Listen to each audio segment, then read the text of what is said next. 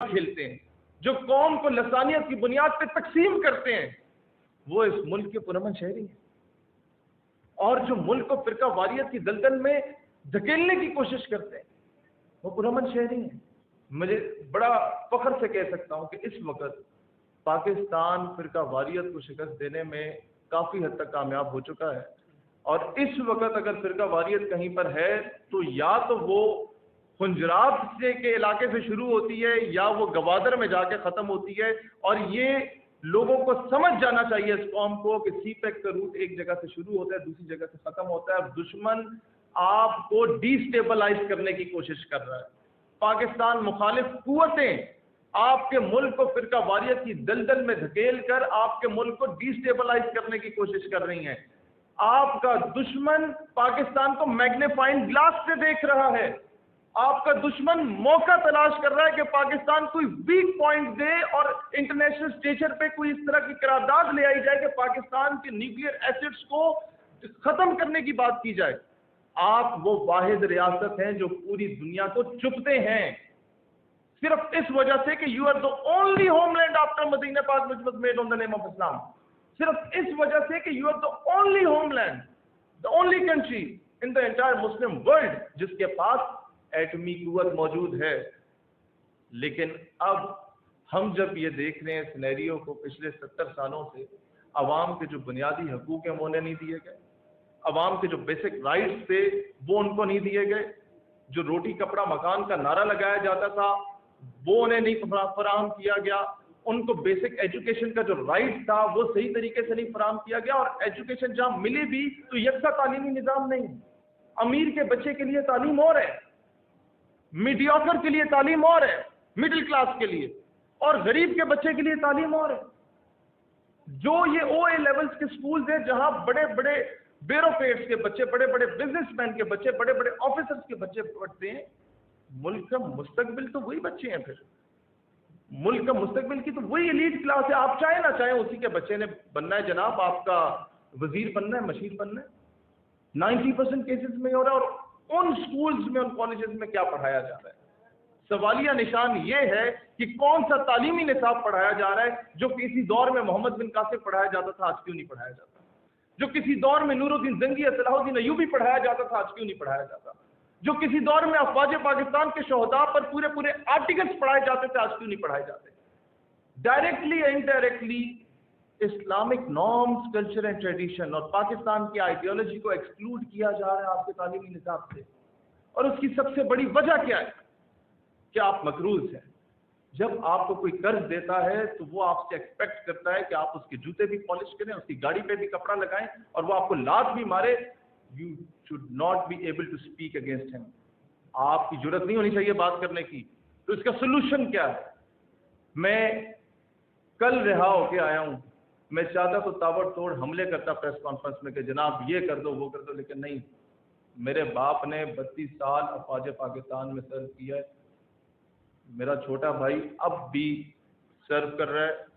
میرے ماموں واحد آفیسر ہیں جس کو 4 تمغوں سے نوازا گیا، میری خالہ کی ایک ٹانگ اور ایک آنکھ شہید ہوئی آرے بازار دھماکے میں۔ میں کبھی اس طرح کا موقع دشمن کو نہیں دوں گا کہ جو ظلم، جو تشدد ہم لوگوں پہ ڈائریکٹلی یا انڈائریکٹلی مینٹل ٹارچر ہوا یا جس طریقے کا بھی ٹارچر ہوا، ہم اس کے بارے میں بات کر کے قوم کو بھڑکائیں۔ ہم آج قوم کو تقسیم کرنے نہیں آئے، ہم یہ کہنے آئے گورنمنٹ کو کہ حالیہ دنوں میں جو بھی واقعات آئے، ہمیں پتہ ہے کہ قوم قرضے میں مبتلا ہے، ہمیں پتہ ہے کہ پاکستان کی حیثیت اقوام عالم میں اب وہ نہیں رہی جو ایشین ٹائیگر ہوا کرتے تھے ہم لوگ 70s میں یا لیٹ 60s میں۔ اس کا سلوشن یہ ہے کہ حکومت پاکستان اور اپوزیشن کی تمام جماعتوں کو مل بیٹھ کے پاکستان کی سالمیت اور اس کی بقا کے لیے فیصلے کرنے ہوں گے، اپنے سیاسی اختلافات کو پس پش رکھ کے۔ نمبر 2، گورنمنٹ آف پاکستان کو قرض مکاؤ مہم چلانے کی اشد ضرورت ہے، اور اگر یہ وہ مہم چلاتے ہیں، میں کہتا ہوں عمران خان آج اعلان کرے کہ میں اپنے 300 کنال کا بنی گالا کا پلاٹ بیچنے کو تیار ہوں، اس کے پاس یہ ایک لیگل ویو ہوگا کہ جب یہ کر دیا تو اب نواز شریف کے رائیونٹ کے محل کی قومی خزانے میں جمع کرایا جائے۔ اب زرداری صاحب کے بلاول ہاؤسز بھی قومی خزانے میں جمع کرائے جائیں، کسی نے بھوکا نہیں مرنا۔ اور قوم کی کیا عزت رہ جائے گی جب دنیا میں ہمارے لوگ جاتے ہیں، انہوں نے بھکاری کی نظر سے دیکھا جاتا ہے، انہیں منگتے کی نظر سے دیکھا جاتا ہے، انہیں دیکھا جاتا ہے کہ شاید یہ بھی کچھ بول لے کیا۔ گورنمنٹ ایک فنڈ ریزنگ کا پراپر بینک اکاؤنٹ بنائے۔ میں وعدہ کرتا ہوں اسلام آباد کے جن چوک چوراہوں پہ بیٹھ کے ہم لوگ دھرنے دیا کرتے تھے نا ملک مخالف قوتوں کے خلاف، اسلام مخالف قوتوں کے خلاف، انہی چوکوں میں بیٹھوں گا، میرے بھائی بیٹھیں گے اور ہم بھیک مانگیں گے قوم سے کہ اس قوم کو اب آزاد کریں، یہ قوم خود مختار بنے، یہ قوم اپنے فیصلے خود کرے، یہ قوم انٹرنیشنل پریشر سے نکلے۔ یار ہماری انٹرنیشنل سطح پہ کیا عزت رہے گی اگر ہم لوگ کسی کے کہنے پہ اپنے فیصلے کر رہے ہیں، اگر ہم لوگ کسی کو راضی کرنے کے لیے اپنے ہی لوگوں سے اس کے دستوں گریبان پڑے ہوئے ہیں۔ قوم تقسیم ہو چکی ہے اور دشمن نے کوئی موقع نہیں دیا فرقہ واریت پھیلانے کا، دشمن نے کوئی موقع نہیں چھوڑا فرقہ واریت پھیلانے کا، اور نہ ہی کوئی موقع چھوڑا ہے آپ میں لسانیت کا بیج بونے کا۔ ہم لوگ چھوٹے موٹے مسکرینٹس کو پکڑ لیتے ہیں، دہشت گرد کی ماں کو نہیں پکڑتے جس کی کوکھ سے دہشت گردی جنم لیتی ہے، جو اسے فائنانس کرتا ہے، کیونکہ وہ طاقتور ہے۔ اس کو تبھی نکیل ڈال سکیں گے جب آپ اپنے قرضوں سے پاک ہوں گے، جب آپ، میں کشمیر کے لیے کیوں وہ آواز نہیں بلند کر پا رہا صحیح طریقے سے، ایک تو ہے کہ اسے کرنا چاہیے، وہ حق ادا نہیں کر رہا ہمارے حکومت، لیکن اس کی ایک اور وجہ بھی ہے۔ میں اگر پنڈ کے چودھری کے پاس میرے پاس کوئی خاتون آئے اور بولے کہ جی پنڈ کے چودھری نے میرے گھر پہ قبضہ کر دیا ہے اور آپ وہ قبضہ واپس لیں، تو میں اگر پنڈ کے چودھری کا مقروض ہوں نا 2 کروڑ کا، تو میں کہوں گا چودھری صاحب اسی تواڈے نوکر ہیں، اسی تواڈے پیو دے بھی نوکر ہاں، اے اگر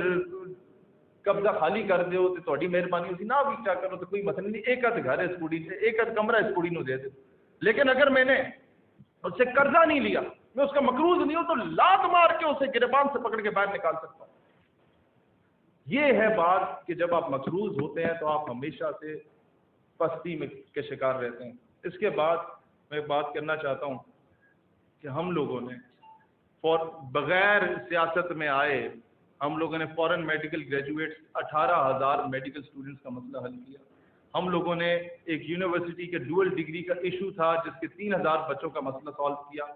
12,000 اسٹوڈنٹ سیالکوٹ کے ایک گورنمنٹ کالج کے تھے جن کی پرائیویٹائزیشن کا ایشو تھا، اس کو ہم نے سالو کیا، اور پنڈی کے ایک کالج کا۔ اس کے بعد جب بھی نیشنل یا انٹرنیشنل لیول پہ اسلام اور پاکستان کے نظریے کی دفاع کی بات آئی، سب سے پہلے اسلام آباد کے رخ ہم لوگوں نے کیا، اور پیسفل پروٹیسٹ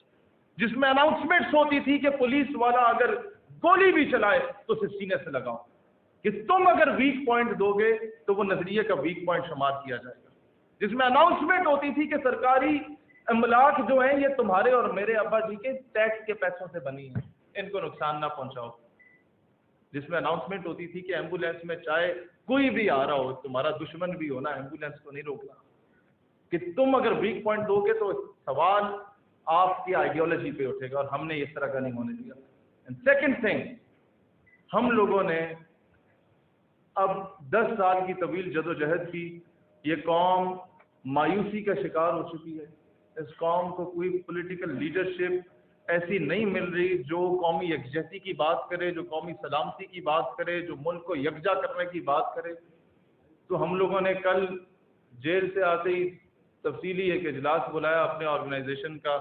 اور ہم نے کہا کہ قوم کو ہم بہت جلد انشاءاللہ تعالی وہ خوشخبری سنائیں گے ود ان اے منتھ اور 2 کہ اب ہمیں میدان عمل میں آنا ہوگا، اور بڑی پولیٹیکل پارٹیز کی جو نظریاتی قیادت ہے، جو بڑی پولیٹیکل پارٹیز کی نظریاتی قیادت ہے، جو ہمارے ساتھ لائک مائنڈڈ لوگ ہیں، وہ رابطے میں ہیں۔ انشاءاللہ آپ کو 27ویں رمضان المبارک کو ہی موسٹ پروبیبلی جس دن پاکستان ہمارے سے وجود میں آیا اس پاک کا رات کو آپ کو نظر آئے گا کہ بڑی بڑی وکٹیں گریں گی، بڑے بڑے تخت اچھالے جائیں گے، بڑے بڑے تاج اچھالے جائیں گے، اور انشاءاللہ تعالی آپ کو نظر آئے گا کہ بانیان پاکستان، جن لوگوں نے پاکستان بنایا تھا، ان لوگوں کی فیملیز آپ لوگوں کو ہمارے دائیں اور بائیں بیٹھی نظر آئیں گی۔ آپ لوگوں کو نظر آئے گا کہ وہ لوگ